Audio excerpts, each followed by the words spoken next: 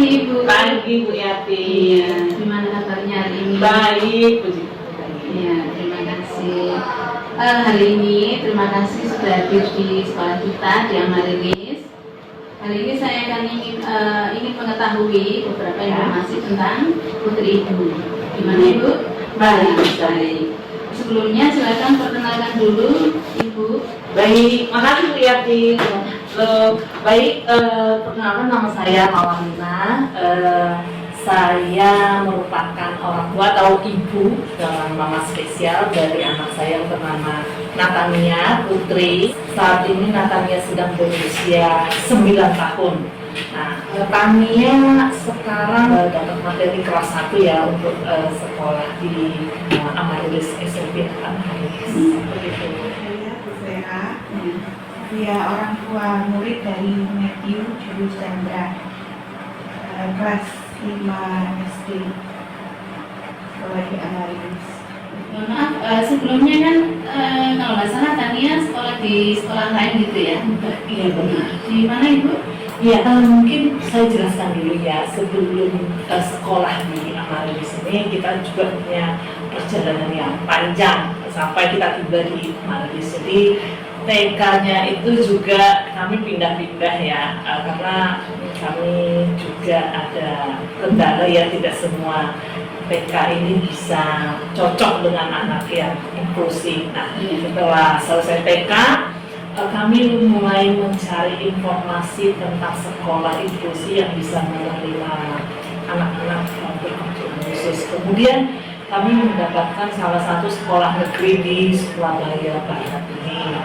Selama 1 tahun di sana, kami setiap hari mengikuti dan ditambah dengan terapi. Memang ada kelas khusus di sana, mungkin muridnya yang inklusi itu ada sekitar 8 orang.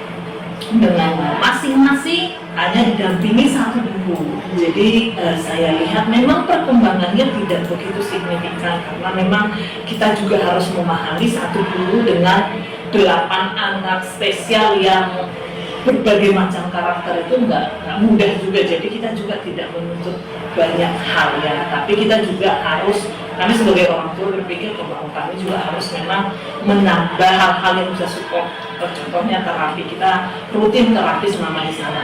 Nah, kemudian ada kenaikan kelas, ada peraturan baru dari pemerintah bahwa memang kelas inklusi ini ditiadakan. Memang menerima murid inklusi, tetapi anak-anak inklusi ini tidak berada dalam 1 kelas lagi, tetapi menjadi disebar ke beberapa kelas dan bergabung dengan anak-anak reguler. Karena kebetulan anak saya Tania ini motorik kasarnya juga belum begitu baik ya, jadi masih keseimbangannya kadang-kadang masih kurang.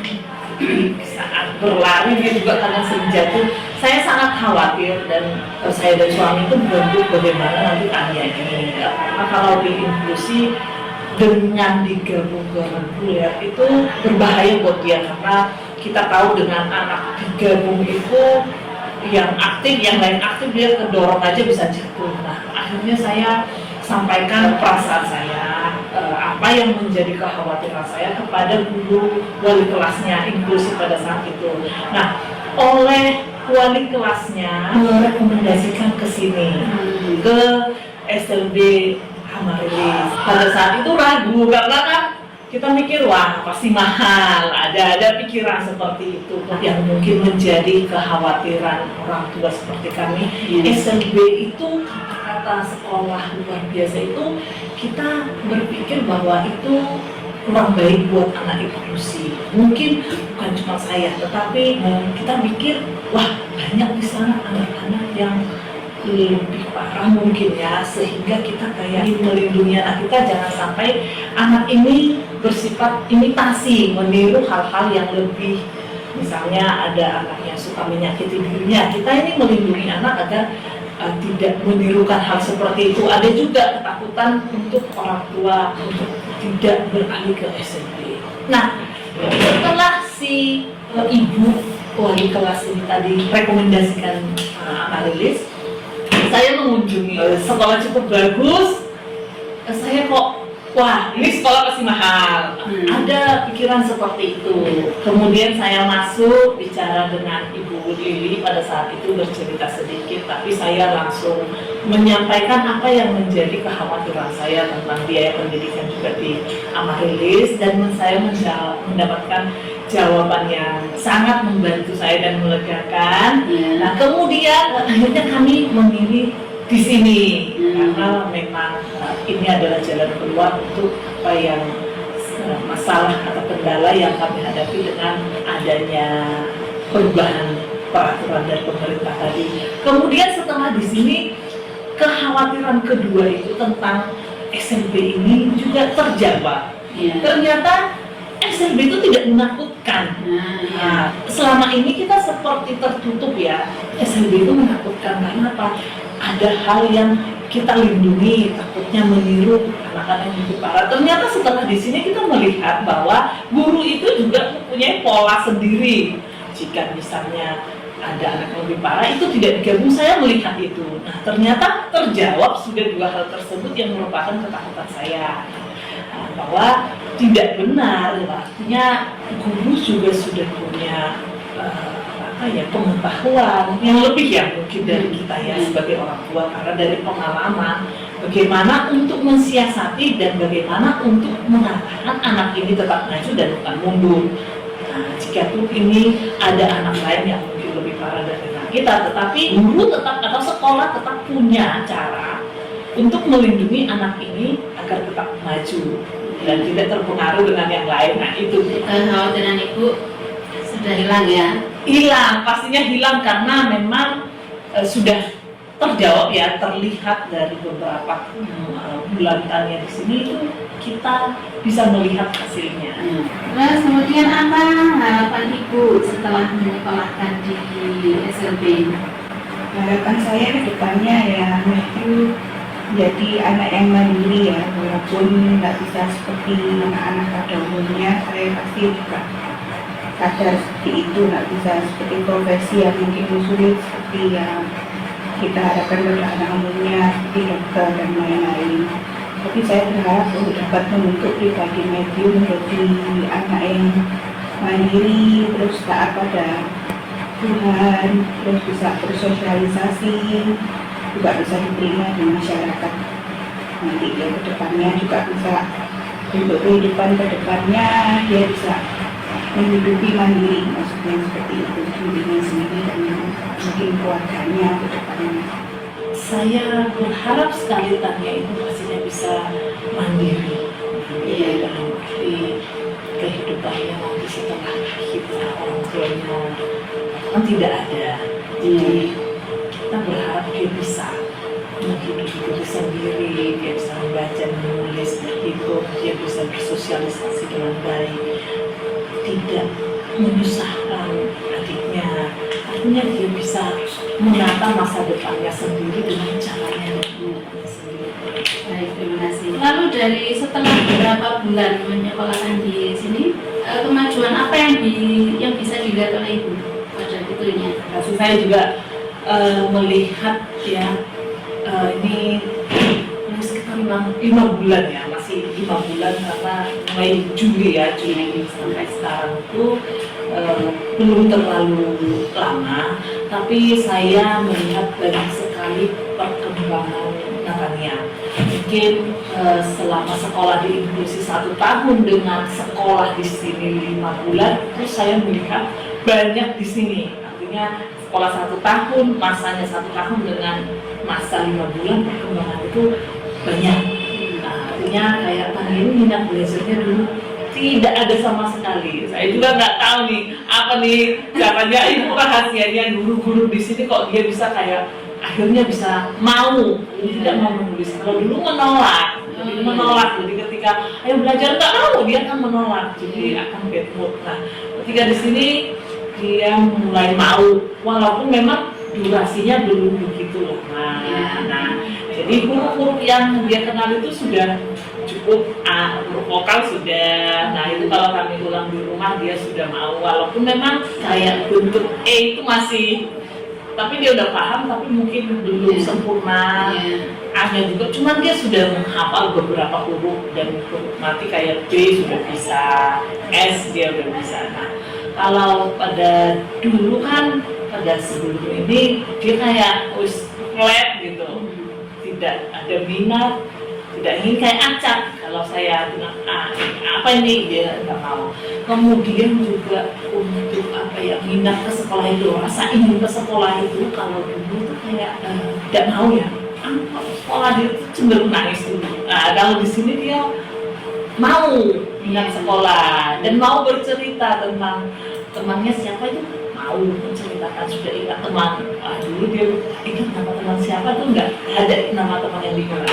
Dia juga mulai mengagumi seseorang, misalnya Kak Yuna. Itu ya salah satu yang mungkin apa ya, yang dia kagumi mungkin ya.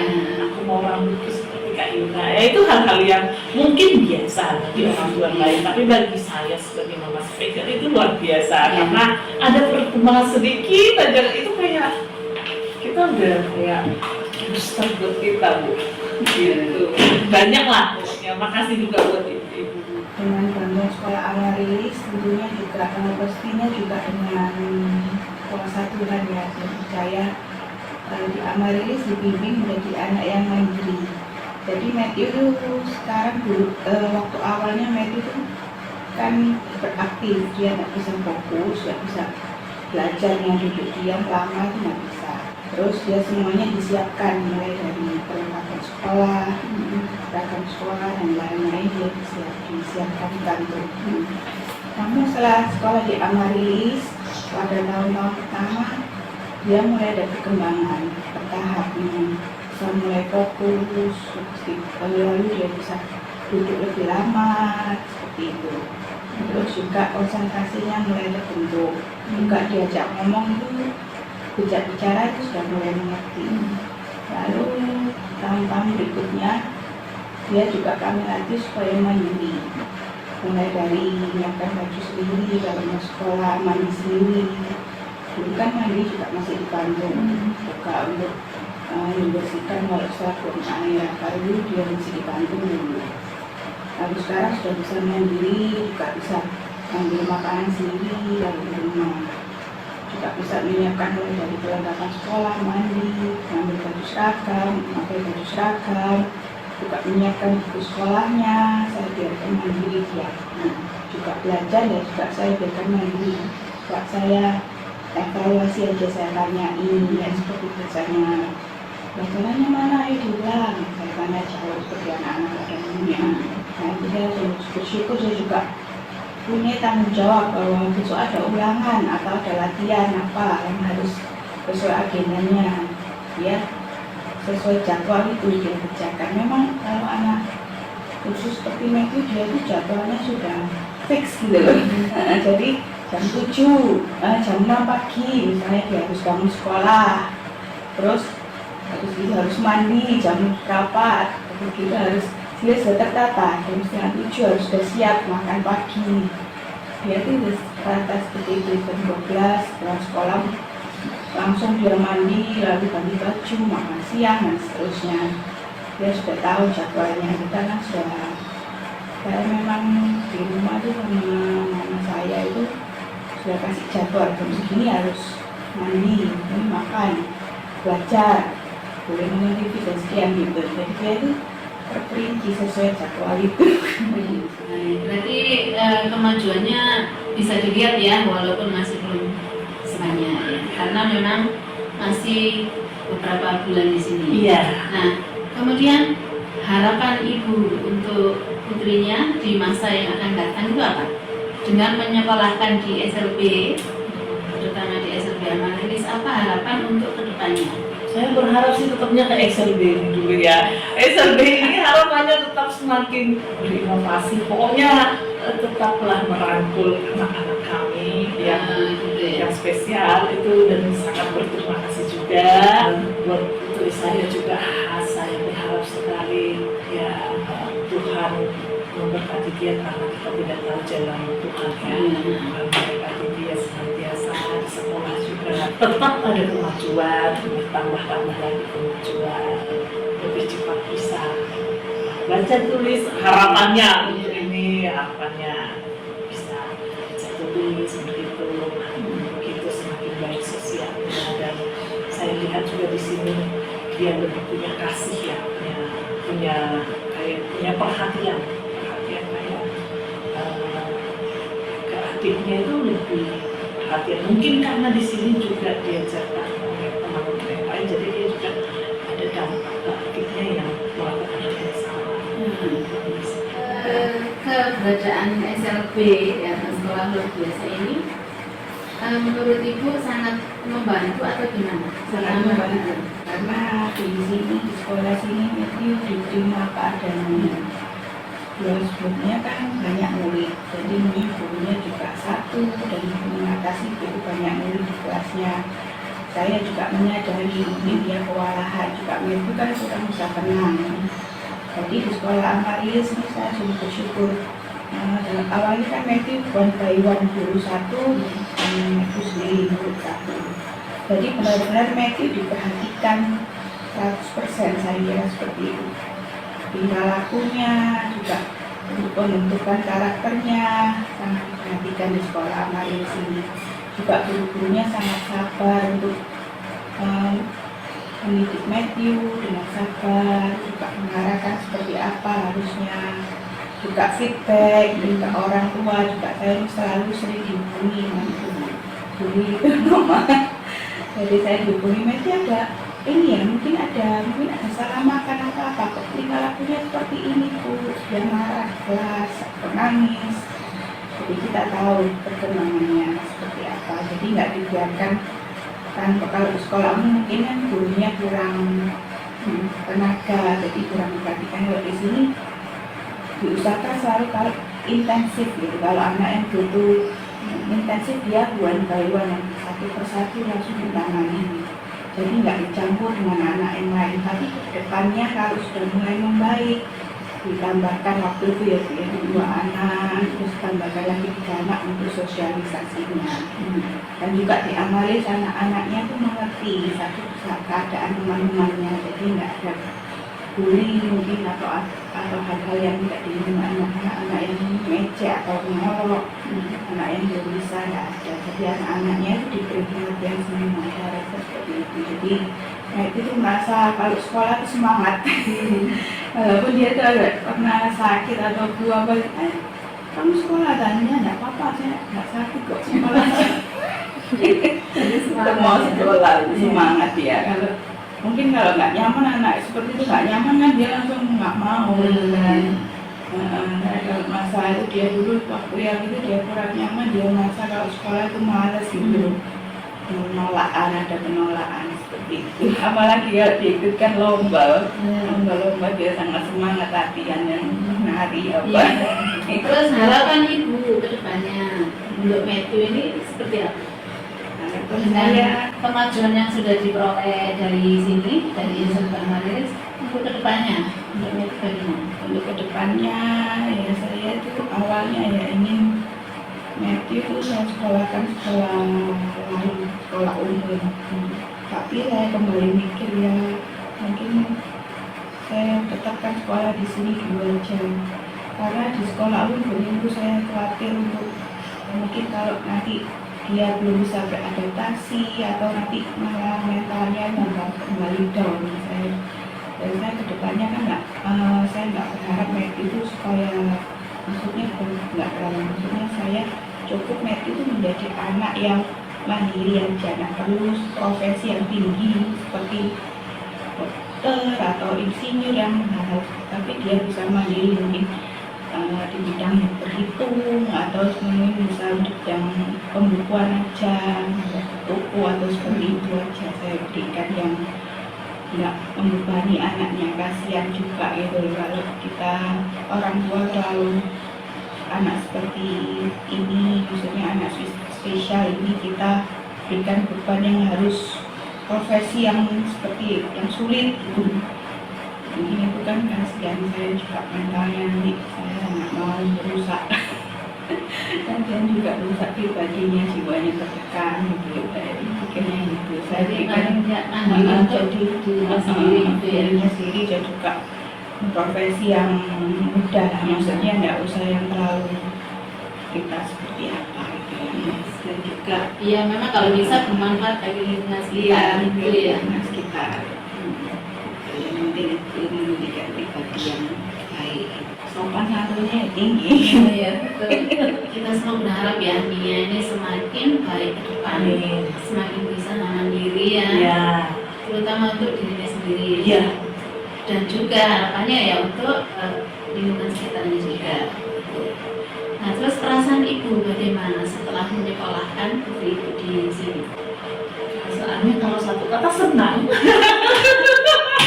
Ya, ada kelegaan di mana saya merasa tidak sendiri karena sangat dibantu oleh sekolah. Ya, jadi sangat dibantu. Jadi di sini juga saya sering diarahkan oleh guru apa yang harus saya lakukan. Ya. Kemudian juga hari ini Tania itu moodnya gimana juga saya dikasih tahu, itu membantu. Hari ini dia bagus, itu juga dikasih tahu. Jadi itu komunikasi yang sangat baik itu membuat saya tidak merasa beban saya kayak berkurang karena ada yang support saya untuk melakukannya bisa menjadi lebih maju ya. Jadi tidak merasa sendiri, jadi merasa sangat senang lah, sangat berterima kasih lah kalau bahwasanya Tuhan mengirim saya menemukan sekolah ini. Dari kami sendiri ya, tentu kami sendiri juga sangat-sangat berterima kasih ke respon ibu ya, karena kami melihat ibu sangat cepat sekali responnya, terutama ketika komunikasi tentang putri ibu ya. Karena memang kerjasama dengan orang tua itu kan memang sangat dibutuhkan ya, untuk kemajuan dan perkembangan anaknya. Jadi kami tetap berharap supaya ibu tetap komunikasi, kami juga akan selalu mengkomunikasikan apa yang kami butuhkan, apa yang kami supaya bisa membantu perkembangannya supaya lebih cepat. Bukan kami sempat nggak menyekolahkan Yanti waktu itu, alhamdulillah karena sekolahnya sudah dia tidak mengeluarkan Yanti, tapi dan saya hanya mengajar ibu di rumah. Saya juga sempat bilang di sekolah kali biayanya sangat mahal, itu kan saya tak mampu, sangat spesial seperti itu. Tapi setelah amari di sini menerima Matthew dengan biaya sukarela, saya sangat bersyukur dan bimbingannya sungguh dari hati menerima kami apa adanya. Ya mungkin hanya itu saja. Terima kasih atas informasi yang sudah diberikan kepada kami. Mudah-mudahan Matthew semakin maju berkembang sesuai kajiannya. Kita semua berharap dia bisa bersosialisasi, dia bisa diterima di tengah masyarakat dengan segala kemampuannya yang ada. Ya. Kita di sini ya berusaha untuk semaksimal mungkin ya, semaksimal mungkin memberikan yang terbaik untuk Matthew supaya dia berkembang dengan lebih baik. Terima kasih, mungkin hanya itu saja Ibu. Ya. Saya ucapkan terima kasih sekali atas kehadiran Ibu. Terima kasih sekali respon Ibu. Terima kasih sekali atas partisipasi Ibu dalam kegiatan ini. Sama-sama. Terima kasih Bu Yati. Terima kasih ya. Mungkin ada pesan-pesan Ibu untuk para wali murid yang lain atau mungkin para wali murid yang di luar sana yang belum berani menyekolahkan ke SMP. Buat kita semua yang orang tua spesial yang punya anak spesial mungkin ada juga yang mengalami hal yang sama dengan saya, ada ketakutan atau rasa khawatir bahwa sekolahnya di SMP itu bisa membuat anak kita semakin mengalami kemunduran. Ada pikiran seperti itu. Memang kalau memang masih bisa diimpulsi ya memang nggak apa-apa. Tapi kalau memang sudah kita lihat beberapa lama diimpulsi tetapi belum ada perkembangan membuat anak kita ini maju, jangan khawatir, jangan terlalu khawatir untuk beralih ke SMP. Karena seperti saya ini ketakutan luar biasa sehingga saya membentuk tembok sendiri untuk tidak mencari jalan lain. Nah, tetapi setelah di sini saya baru terbuka pikirannya, setelah di sini baru ternyata terlihat kekhawatiran saya itu ternyata tidak benar. Jadi kekhawatiran anak saya akan imitasi dengan hal-hal lain, hal-hal buruk lain, itu ternyata tidak terjadi. Karena seperti yang saya tadi ceritakan di awal itu ternyata guru juga sudah memahaminya, sudah punya pengetahuan. Di sini saya ingin menceritakan dulu di sini tempatnya ya. Saya tidak bisa juga menceritakan SD di sini, tapi di sini saya ceritakan bahwa ternyata guru di sini sudah punya pengetahuan sendiri dan pengalaman sendiri bagaimana caranya agar si anak yang memang dinilai atau dirasa bisa memberikan dampak itu bisa dipisahkan mungkin saya bilang ya. Jadi sehingga si anak saya itu tidak meniru atau imitasi tentang perilaku yang kurang perilaku yang bisa membuat dia mau gitu. Jadi bagi orang tua spesial jangan seperti pengalaman saya membuat benteng sendiri tanpa bertanya.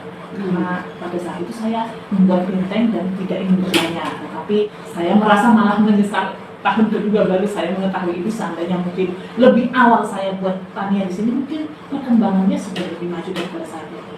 Tapi ya apapun itu jalannya sudah seperti ini. Jadi buat yang mama spesial di sana, apalagi mama ya, ini buat orang tua spesial sih sebenarnya, tapi terlebih buat mama karena mama ini yang paling merasakan karena tetap kuat lah ya, tetap kuat, tetap berusaha. Nah, kita nggak sendirian, banyak kita di sini. Ayo jangan putus asa lah, jangan putus asa, ya tetap berjuang.